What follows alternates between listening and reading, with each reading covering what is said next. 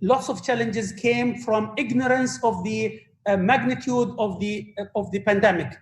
But slowly, with the government openness, with the government interaction, using different social channels, Facebook, Twitter, different channels, people were getting slowly understanding of the precautionary measure that they need to do. Now, when it comes to the compliance, I cannot comment on this, but you can comment on this as an audience. You've seen when the government saying that last time you need to stay outside the house at 8 o'clock, everybody before 8 o'clock back home. When they say don't do something like where you are very close to others, people are taking that precautionary measure with the social distancing or body distancing. So many people were doing lots of positive things that enriches the society and enriches the UAE model when it comes to people living inside one place. Okay, I just received a question that says, what can be done if a customer refuses to cooperate with us on the precautionary measures? Can we deny entry? Should we report such cases? And if yes, to whom? Basically, personally, now I'll answer from my personal view. I don't think customers will come with force to get into a premise. Why is that? Is because everybody understands that the mall is doing what they have been told to do by the health expert.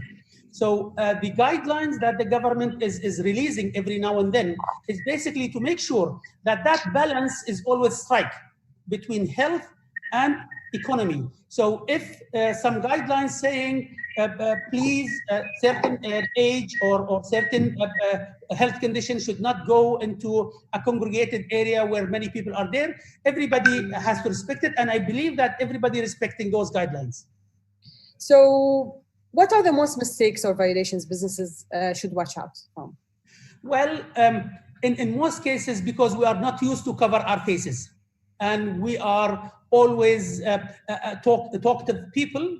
We love those social interaction. Masks sometimes preventing the face interaction, expression, sometimes breathing. So when you go to the malls, in some cases, you find people are easing that protocol and putting the mask under their nose. So basically they are breathing from air without having a bit of filtration mechanism. We encourage everybody and everyone to adhere with the guidelines, and those guidelines are not to lock everybody's freedom, but these guidelines is to make sure that you and the other people who are in the same area are safe and enjoy. There's another question about the announcement from the media office saying that private sector businesses in the Emirates will fully operate 100% capacity by June 3rd.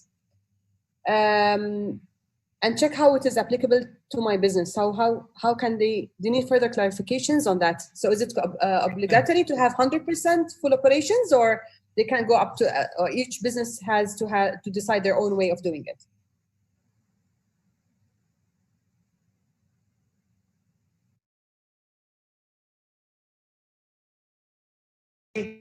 We want it. No, the way you want it.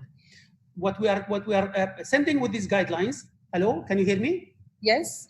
Okay. What we are sending with those guidelines is the minimum requirement that everybody has to adhere with. So the minimum requirement is, for example, 30%. You can go for 20% if your business model is suitable, but you cannot go for 40%. When we say 100%, it means that our capacity has been lifted and you run your business the way you want it to be run. But if you are in a mall, you need to consult the mall management and when it comes to operating hours, because there is a business agreement between mall management as well as businesses in the mall, how they agree to run the premise there. Back again to the precautionary measures. So can we, is there any official source where we can get access to them? So is there any specific space where we can reach and download these kind of precautionary measures, no matter what my business is? Okay, now, because I represent the ED, I will tell you about two sources from the ED. But I'm sure that there are different government departments, they have those guidelines available in their website. related to their business activity that they manage and they regulate. Now, in DED, we have two websites. We have one, Dubai DED website is the official website for Dubai government when it comes to economic department. And we have another website called engagedxb.ae. That engagedxb.ae is a voluntary CSR initiative came from DED for everybody in Dubai, in UAE, and in the entire world, if they want to understand how businesses are interacting with each other. So those two sources, anybody can get into them without any credentials. You can download all of those protocols. Okay, so great to know that. There are also a couple of questions. You know, there were different debates around who can go to the mall. Is it safe yet? Is it allowed for people above 60, for children below 12? So I know I've been asking you personally this question, and there are different answers on that. So now we need to have an answer. Well, Mariam, I can see your smile, and I can see Diana Pompey's smile picture. So as if she's smiling on me and she's saying, yes, I want the answer of that. Well, the answer of this is until as if today, as if now, 1:15. Still, people who are over 60 and kids who are under 12, plus those who has a severe disability or a severe health condition are not yet allowed to go to a closed area such as shopping mall. But I need everybody to be very vigilant to Dubai Media's office Twitters, because every time, people, I needed to understand how the interaction happens. We are about 17 government departments in Dubai, plus we have command and control center, who are led by His Excellency Dr. Amr Sharaf. He is an extraordinary person when it comes to making that balance between health and economy. And we have also in SEMA, the federal government department, who are looking after the crisis and crisis management. And be it we are in this crisis management, the interaction between those three bodies is really very high. Everybody, I'm telling you, everyone, whether they are a health expert or economical expert, everybody are towards opening and coming back again live to before COVID-19. But they need to do their job, and their job is to make sure and safeguard the health of the society. So sometimes we see in the protocols that we release a gradual opening, and the reason for that is we do testing. Once we release one of the protocol, we test that protocol on the ground. How does it work? How the interaction? And immediately, I think you can see some of the attendees here are Mr. Mahesh, Mr. Ashok, and I don't see some other names who have been with us into so many meetings, and we are listening from them. We are sitting in here, we are just we have normally this size of ear, but during the pandemic, our ear became like this big. So we are hearing everybody's concern, everybody's challenges, and we try to translate it into something that it is doable, something safe to implement.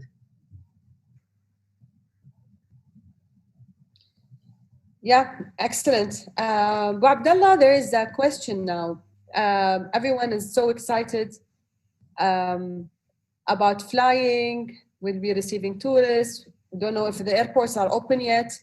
So some of the announcements that were out there that the airports are open for transits people, and we're welcoming back again all the residents.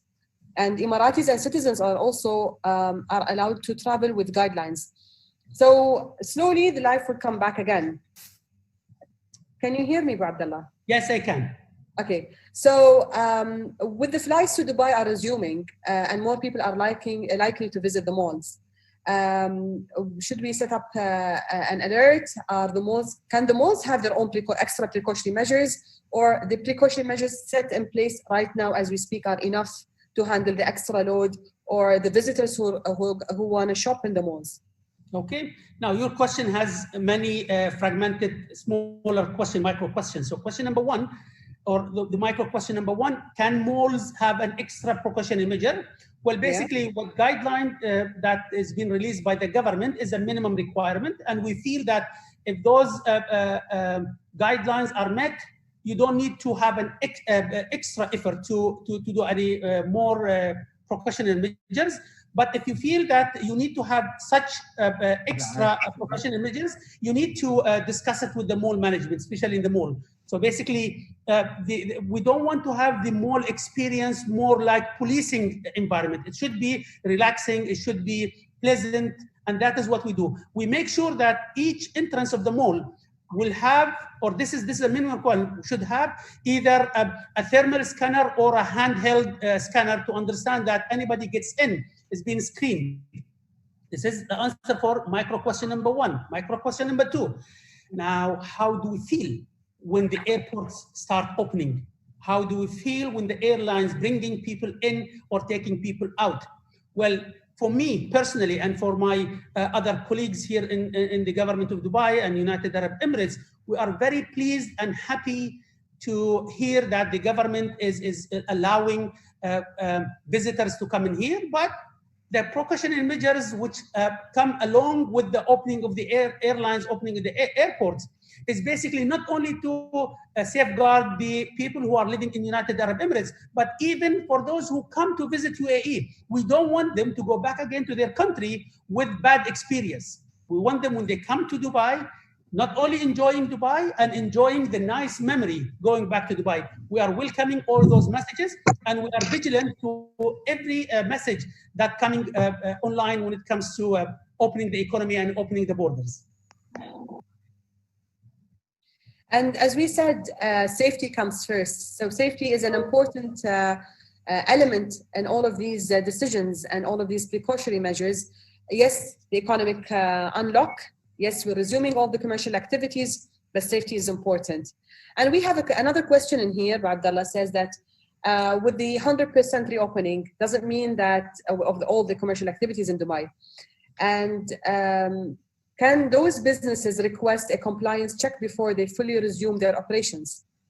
Well, if they are in line with the guideline, they can immediately go ahead and start, because we are sure, and we have a big trust on the businesses in Dubai and here, that they basically will adhere to the guidelines, not because they want to adhere with the guidelines because government has released them, but they want to maintain the health of their staff as well as their visitors. But if they feel that they require some more assurance from the government department, they can always come to a relevant government department, depends on their business activity, and that business activity will be checked by the government department to give them assurance that their premise is good to start. But normally, as a matter of fact, you don't need to have any visitation. Visitation can come later on. But all you need to do is to adhere with the guideline, social distancing, sanitization, any of those precautionary measures that have been released by the government.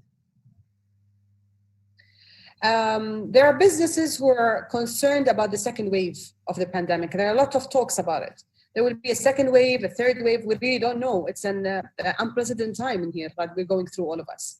So are we ready for the second wave, if it exists, and will there be any measures put in place specifically? Excellent question. I need everybody to say Ameen again. Ameen. Inshallah, we will not have this pandemic back again. Okay, now, are we ready? I think we are more ready than before COVID-19. We have been testing everything. We have been testing government departments, we have been testing social interaction, we have been testing businesses, we have been testing everything. So all systems that we were not thinking before that we will do it, we did it already in the last 3 months. We are ready if, and hopefully not, we have another wave of COVID-19 or any other diseases that might spread. We are more now agile when it comes to understanding and looking at our future more. So basically, we will have a very minimal understanding and education going on by the government to the individuals. We will have a very minimal understanding that the businesses, what they should do.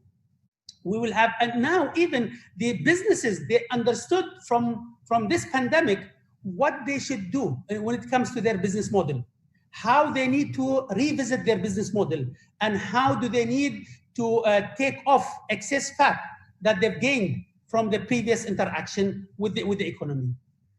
Abdullah, now summer already knocked our doors, as we say in Arabic, and summer is here already, and everyone now is interested in going shopping or enjoying their time in the malls. So I have a lot of questions around that.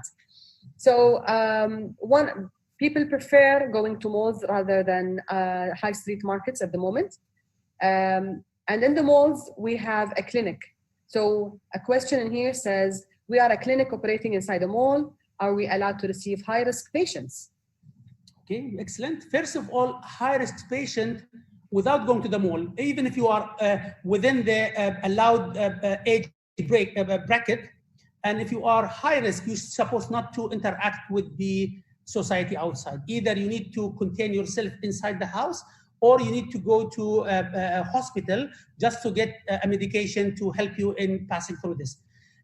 Inside the mall, even if you have a clinic for high risky individuals are not allowed, but if you are visiting a hospital or a clinic inside the mall, you need to show, even if you are over 60, and this is your clinic inside the mall, all you need to do is you need to show the security guard by the gate of the mall the appointment that you have in that clinic, and then they will allow you to get into that clinic within the mall premise. But normally for high risk, we don't recommend anybody going out from the house, or if there is a necessity to go out, they need to go to a proper hospital, not in the mall. Okay, so what about the restaurants in those malls? Are there any extra precautionary measures for them? Or they're nothing, not more than the latest release that we've released to them. Basically, now they can operate 100%. It used to be 30%, but now they can go for 100%, keeping in mind that the social distancing between tables. Not only this, if they have a family, they are more than 5 or 6, they can sit in the same table, especially family from same house. So basically, they are allowed to live in one house, and they are allowed to do any interaction in outside the houses too. So they can sit in the restaurant, but restaurant management has to make sure sanitization, social distancing, and the other precautions. This brings us to the second question, or the next question, I mean, visiting the malls in large groups. So you're saying if they're family, they're a large family, they can go as all of them together? Yes, okay? They can go.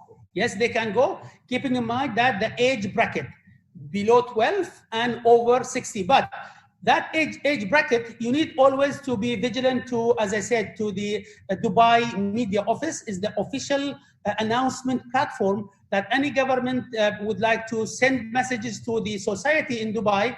It has to come from that platform. So you just be vigilant to that platform. Hopefully, in very very little time, we might have something coming. Because as you see, last night, His Excellency Dr. Amr Sharif has announced that number of severe cases in hospitals has been dramatically gone down.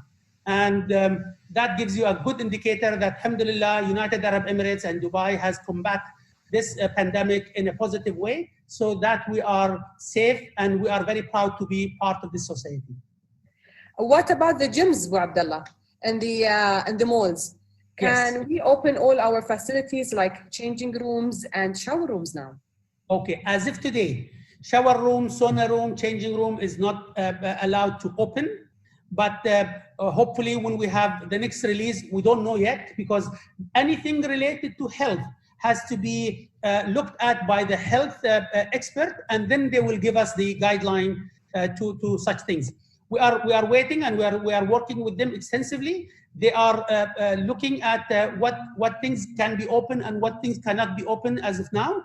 But inshallah, in the coming days or weeks, we'll have a good announcement from the government about the opening such things.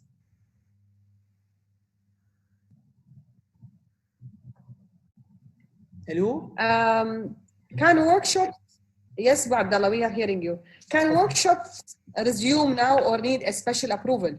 No, everybody can work unless your business activity is not mentioned in a protocol. So if your business activity mentioned in a protocol and along with that business activity, you see a percentage, whether 30, 40, 50, 100%, you can start immediately your resuming your work until you hear otherwise. And there will not be, hopefully, inshallah, there will not be any otherwise. Mr. or Mrs. Taras, we follow all the safety guidelines, but my business is still not allowed to operate. Can I please talk and explain the issue? This is very important for me. She's the same, actually she's been repeating the question.